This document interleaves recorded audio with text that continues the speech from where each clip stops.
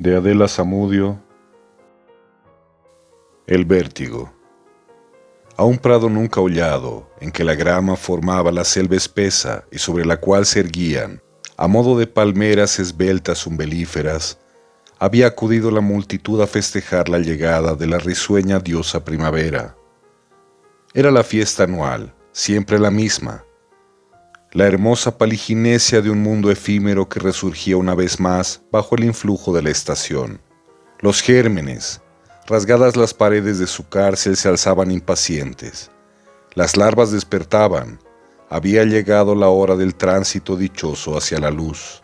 En aquella mañana esplendorosa, grandes y chicos, hermosos y grotescos, todos en traje de gala mezclados, confundidos, en huelga universal, flotaban con delicia en el ambiente saturado de efluvios húmedos y tibios. Todas las clases se hallaban representadas en la revuelta y heterogénea muchedumbre. Veíanse allí coleópteros togados, que perdiendo de pronto su gravedad, desembozaban sus elitros rígidos y ahuecados para estirar la gola, encarrujada, de sus frágiles alas interiores. Saltarinas y tijeretas, ortópteras que abrían sus abanicos semejantes a serpentinas, lujosas lepidópteras de todo género, ya pasadas y airosas como majas, ya ligeras como grisetas, todas pintarrajeadas de carmín o cubiertas de polvo de oro.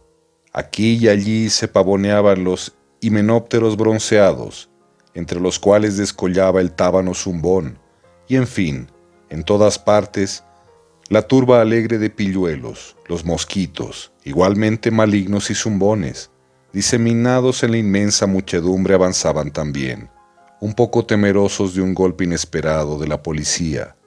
Los socialistas de baja estofa, polillas, saltamontes y gorgojos, y sus audaces colaboradores, la altiza y la filóxera.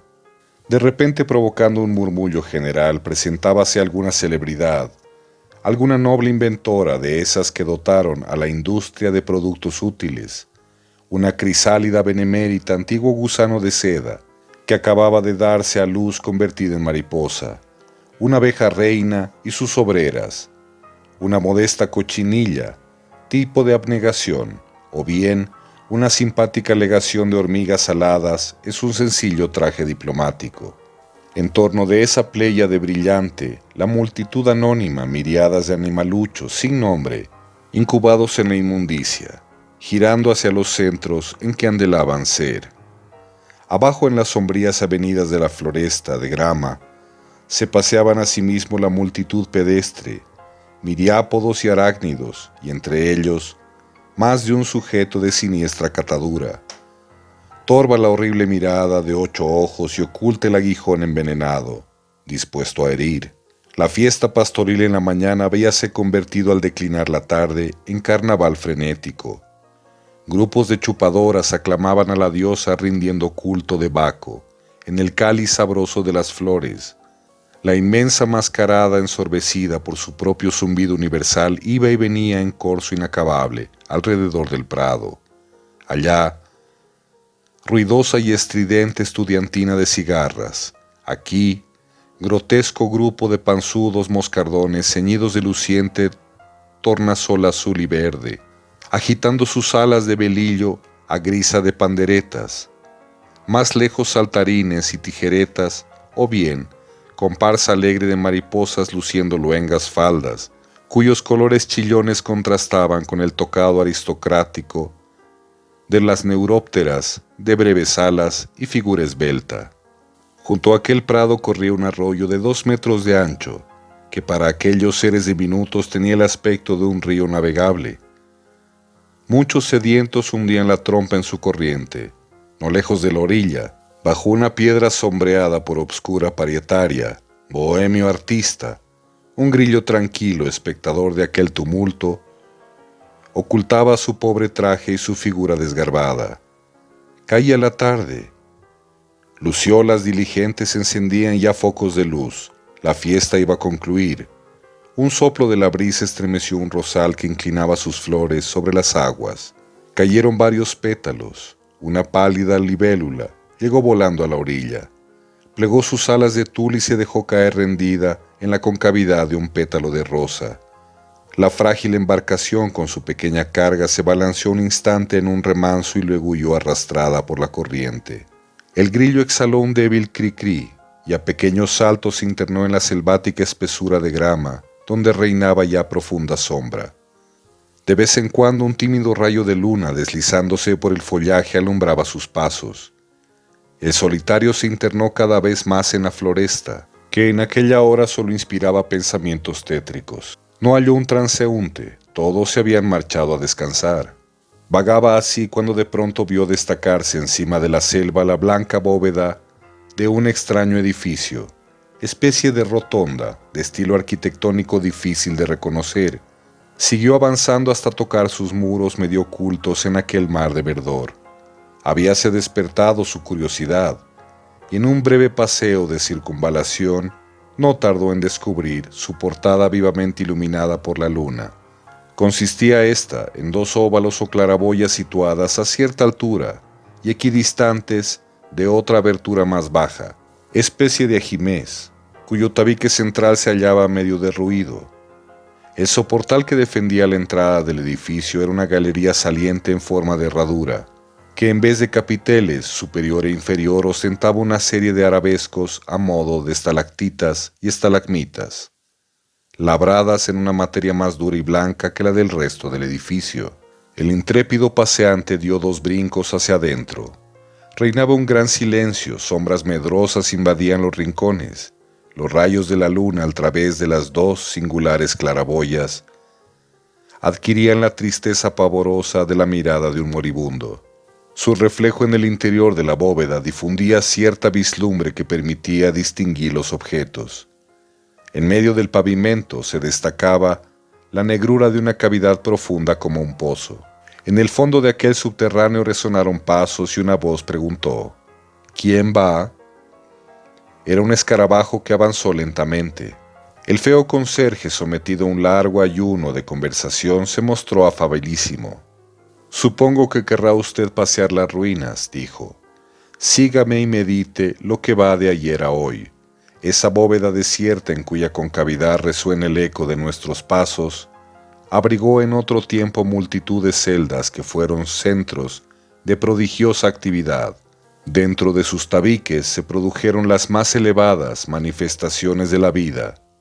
Era una construcción ligera alojada inmediatamente debajo de la bóveda. Estaba simétricamente compartida con dos departamentos laterales y cada uno de estos en tres divisiones rodeadas de una sucesión de celdas, en galería cerrada, llamadas de circunvalación. Ambas alas de la construcción unidas por el puente de berilio, llamado así sin duda por el arquitecto que la construyó, constituían lo que podía apellidarse la oficina central, por hallarse en ellas el centro motor de un admirable sistema de hilos conductores que lo ponían en comunicación con el exterior. En ese hueco que ve usted ahí, un poco más abajo de la oficina central, se hallaban sus dependencias. En ellas se atendía al movimiento de la planta baja del edificio. Los hilos conductores se entrecruzaban a la altura del puente poco más o menos, de modo que la planta baja izquierda comunicaba con el departamento derecho de la oficina y viceversa. Si usted quisiera asomarse a esa oscura escotilla, continuó, por donde acabo de subir podrá ver uno de dos peldaños que aún existen de la gran escalera que conducía a los extremos inferiores del edificio. Cada peldaño estaba horadado en su porción posterior de modo que, acoplados todas las cavidades coincidían formando un canal en que estaba el haz de hilos conductores de que he hablado. En el pavimento de las divisiones de ambas mitades de la oficina se hallaba el acueducto de Silvio. Cerca del puente de Berolio se alzaban las pirámides, las anteriores y las posteriores. Lástima que todas esas maravillas arquitectónicas hubieran sido labradas en materia poco consistente. Hoy todo eso se ha derrumbado, y solo queda, como usted ve, la parte sólida del edificio. La larga explicación del amable conserje había llegado a interesar al visitante que le escuchaba con atención. Fíjese en ese pavimento, continuó. Por su forma particular ha sido comparado con un gran murciélago. Mire usted, consta de un cuerpo central y dos alas que se extienden hasta tocar los dos muros laterales. Este admirable entresuelo sujeta las numerosas piezas de la portada uniéndolas a la bóveda. Ese montón de escombros que ve usted ahí, en el fondo de la ajimez, era una celosía cribillada de agujerillos. Las corrientes de aire al chocar con las paredes interiores del ajimez, tapizadas de fina tela, enviaban hacia adentro los átomos odoríferos, conducidos por hilos finísimos que atravesando los innumerables agujeros se unían adentro en dos cordones. Era este el primer par de cordones de los muchos pares que comunicaban la oficina central con los diversos puntos del exterior. La fuerza activa que obraba en ellos no era precisamente el fluido eléctrico, pero sí algo muy parecido. Obraba de dos modos, transmitiendo las noticias sensacionales del exterior a la oficina central, donde se hacía conciencia de ellas, e impartiendo las órdenes de la oficina a las extremidades del edificio. Cada una de las aberturas de la portada transmitía una orden de noticias diversas según la región de donde procedían. Por esas dos claraboyas cuyos cóncavos, hoy vacíos, se hallaban entonces revestidos de lindas vidrieras y cortinas, penetraban las llamadas vibraciones luminosas. Vibraciones de otro género eran transmitidas por otro par de cordones que partían de dos aberturas situadas en los muros laterales, equidistantes de la portada. Si usted quisiera molestarse, se las enseñaría. Salieron por el ancho soportal adornado de estalactitas y estalagmitas de marfil, y torcieron hacia la derecha.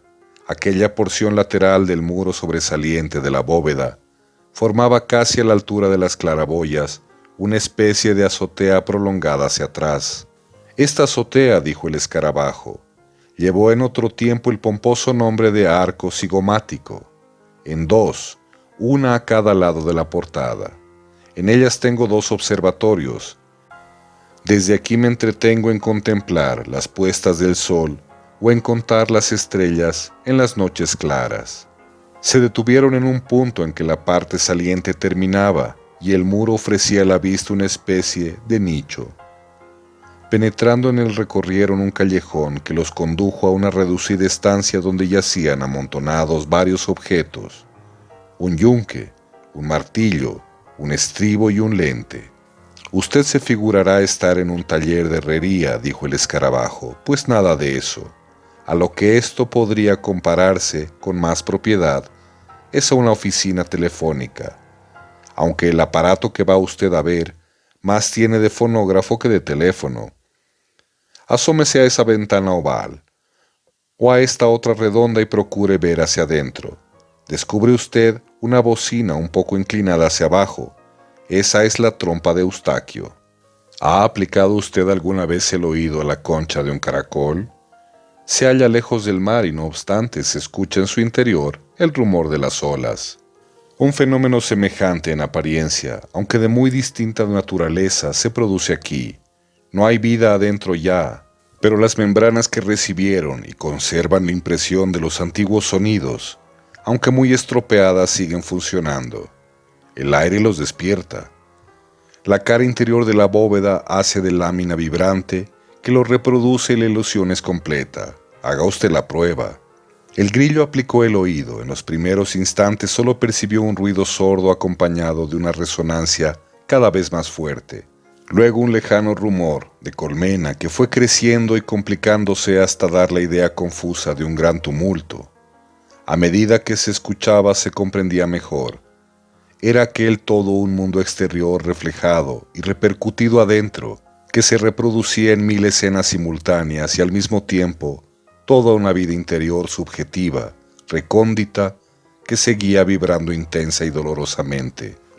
La sorda resonancia fue convirtiéndose en prolongada aspiración, en una ansia inacabable, de cuyo fondo surgieron aleteos de alas palpitantes que se encumbraban al infinito, ruido de caídas, ecos de abismo, clamores de ángel, jadeos de bestia, rugidos, estertores, risas, sollozos. El grillo se sintió acometido de un malestar repentino, dio un paso atrás. Su cabeza vaciló y teniendo apenas tiempo para despedirse, huyó desatinando, dando traspiés. Después, con un esfuerzo supremo, se lanzó a grandes saltos hasta caer sin aliento, muy lejos del siniestro paraje. Le recogieron sin conocimiento. Su prolongado vértigo, del que apenas pudieron despertarle, alarmó a todos. Sus amigos, sospechando la causa del accidente, le hablaban de la pálida libélula, reina del corso, que la tarde anterior había huido delante de sus ojos, como en sueño irrealizable. El triste enfermo callaba y sonreía. Sentía que su dolencia era incurable. Se hizo misántropo. Solitario cantor de las ruinas, en su flebil gemido, desde entonces, solloza. No hay ya el alma inocente de un insecto, sino la hipocondria de un demente iniciado en los secretos humanos.